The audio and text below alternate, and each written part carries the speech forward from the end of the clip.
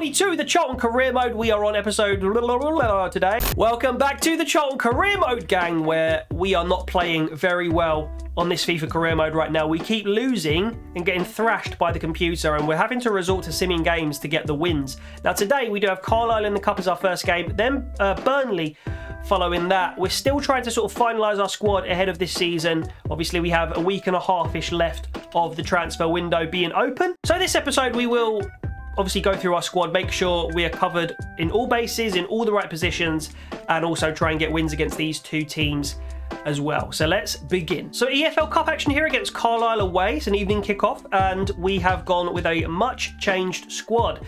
Let's see if the boys can do it. On the quick sim, are we going to get the victory here against Carlisle? It's a penalties victory. Are we going to see who scored in the actual game? We are. We got a goal through Cronin, who started up front for us, which is very impressive, again, from our young Irish talent, who is obviously a gen from our youth academy.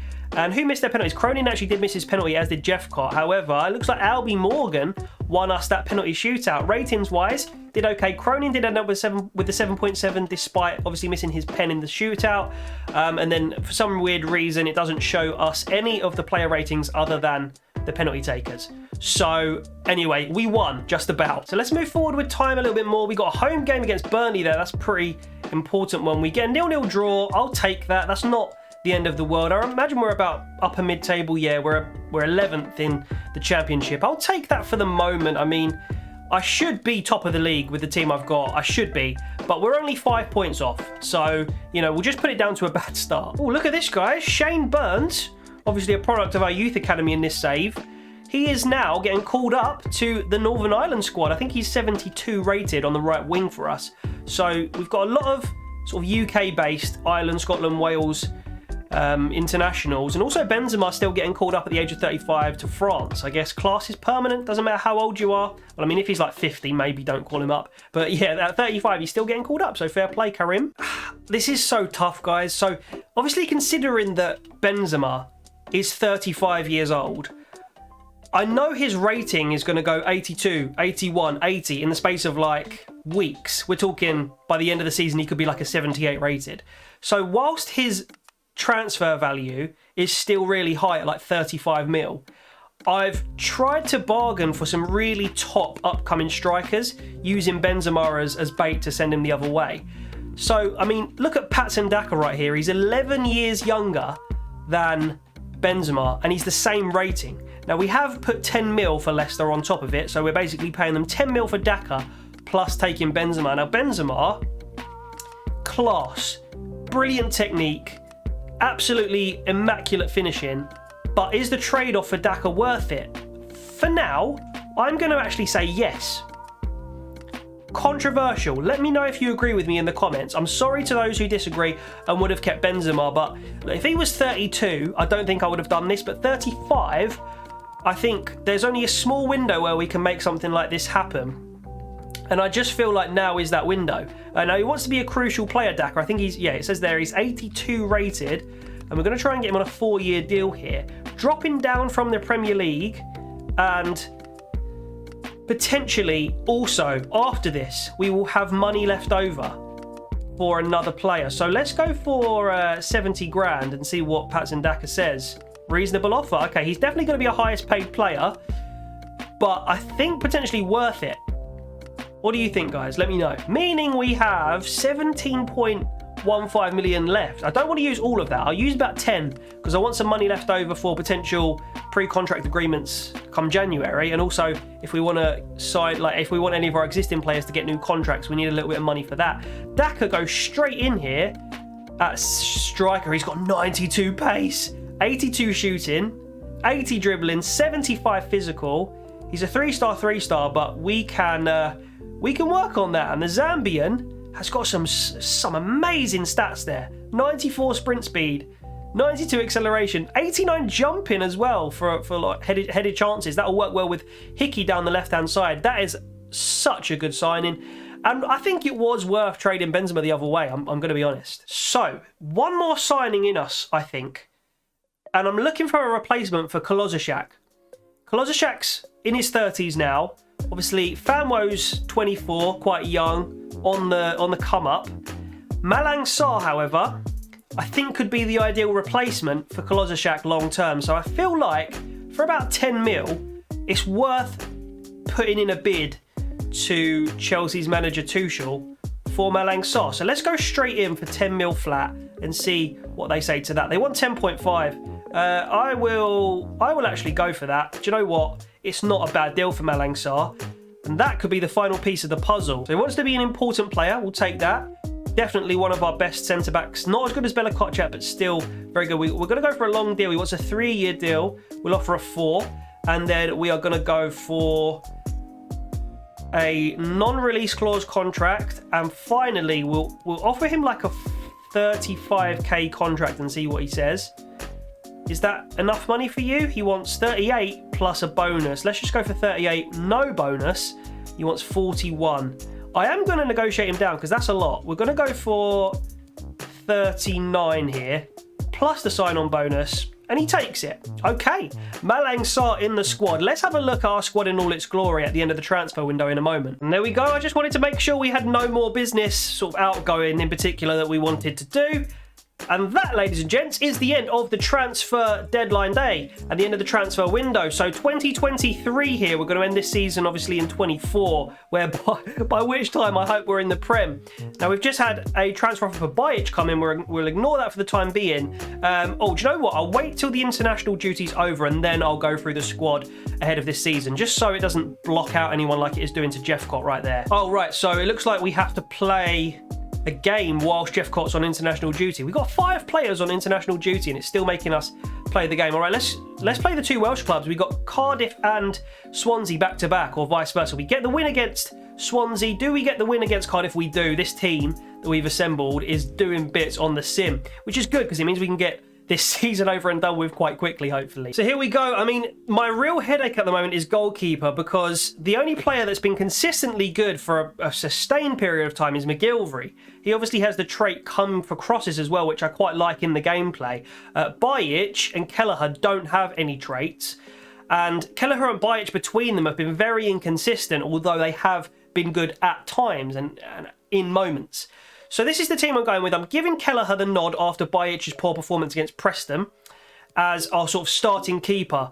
The team is so Premier League ready, at least at the sort of bottom end of the Premier League. But Gundogan, come on. DAKA, come off it, mate. This team needs to be winning the league. There is no excuse, none whatsoever. Even our subs and reserves now are of very high quality. This team has to be, look, Pepe Lu down here, 78 rated. It has to be getting out of this league this season. So as I explained, this gameplay is just kicking my arse at the moment. I mean, we have an opportunity here to make everything right by playing Brighton. We're now joint top of the table. If you look at the points, us, Stoke and Brighton all on 16. Now, if we make a statement win here, I can sleep well tonight. I can live with myself. So I am going to play this game, and then we're going to sim, regardless of what happens here, whether I win, lose, get smashed like I have been a couple of times lately. I am going to sim a lot of games after this, but I have to, for me, guys, I have to test myself against the best. And so here comes me probably losing 8-0 to Brighton. They've got some good players in there. Look at that, Tar playing for them at the back. Lamptey, March at the wing-back positions, Niang up front, Alzate. That Tar in centre-back as well, young German defender, very solid alongside Webster and Dunk. Brilliant. Anyway, we have Malang Sarr to replace. I'll deal with that and we'll get into the game. Oh, FIFA, please fix your game. Look, I'm trying to get Sarr out of the squad because he's suspended and it doesn't let me. And it's not because it's Benkovic. Let me try Okazaki and bring him on the bench. No. FIFA, you need, this is a game that people pay for, bro. You have to sort this out. Here we come against very good opponents today.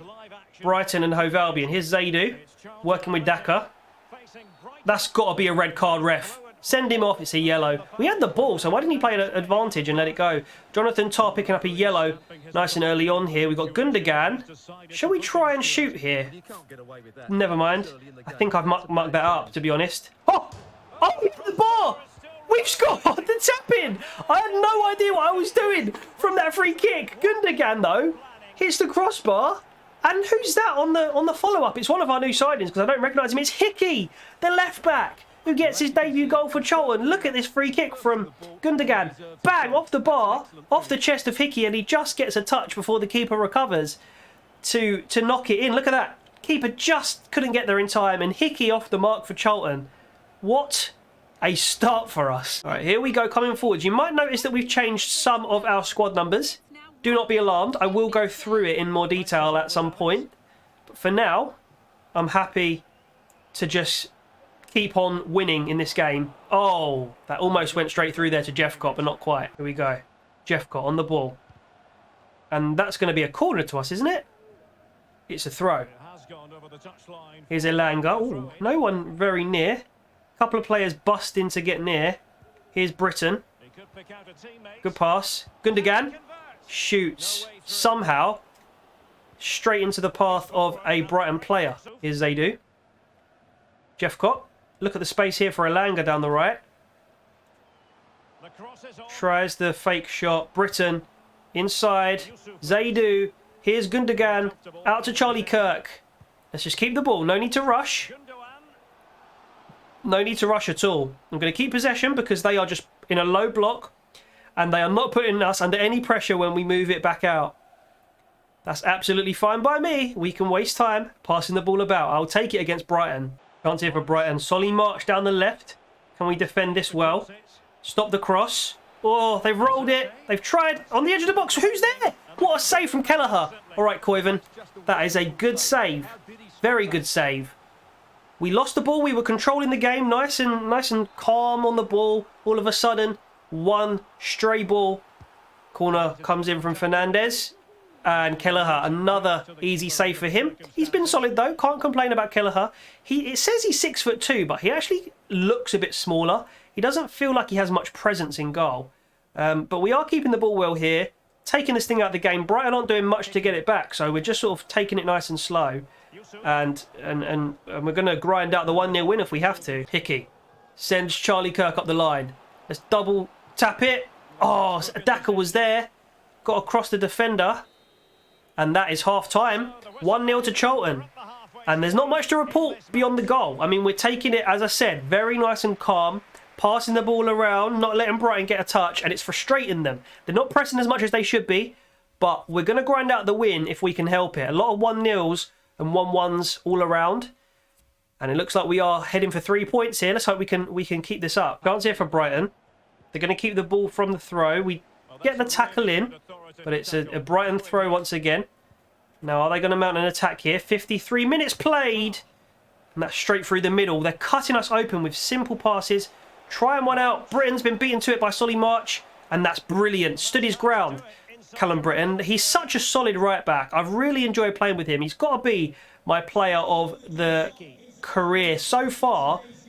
Outside of course, McGilvery. He's been so solid, so consistent. He's been my favourite signing, I think. Callum Britton at right back. 30 minutes now. Bro, this game's so shit. Look. Oh my god. Where are the Brighton players? Look, I'm beating you lot. I'm beating you and you're not doing anything about it. Oh, I've been here. We've been here before, haven't we, guys? I've made this point before many times. Almost got tackled there. I wasn't really concentrating. Luckily, we're not. Not much to report here, guys. We're keeping possession nicely. Oh, that was lucky. They closed the angle down there. And I think it's going to be a sub for Brighton here as they bring on Zakiri for Niang. That must be a striking change that they've gone with there. And again, they just drop back once we get possession. So we're going to absolutely take advantage and make the most of that. I don't see why we wouldn't. Look, again, we're just sort of playing keep ball around the back and they are not changing their shape. Look, they've got the 4 blocking the midfield. And we're going to go... Oh, we've fucked it up. No, we haven't. Okay, Elanga. Oh, okay, that's it.